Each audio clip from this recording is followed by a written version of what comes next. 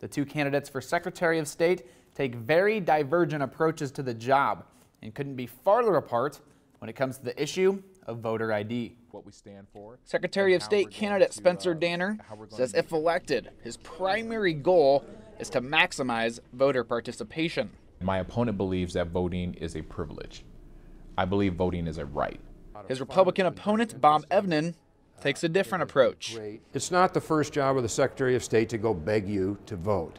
It's the first duty of the Secretary of State as the Chief Election Officer to make sure that elections are fair and secure, so that when you cast your ballot, your vote counts. The two men are running to succeed John Gale, who will retire in January after serving 18 years in a job that includes the role of Chief Election Officer in the state. Evnen's platform is securing the ballot box and ensuring nobody illegally votes in Nebraska.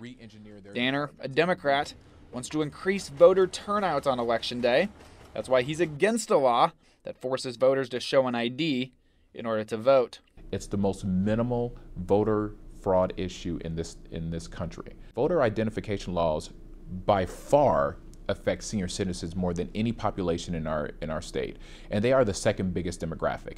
They also affect millennials. Evnen, who is endorsed by Mayor Gene Stothert and Governor Pete Ricketts, says there's no way of knowing if people are already committing voter impersonation, but wants a law to ensure it does not happen.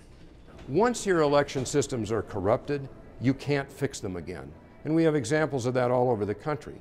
So the time to pay attention to security in voting is before you have a problem, not afterwards. 34 states already have laws in place that either recommend or require voters to show ID before voting.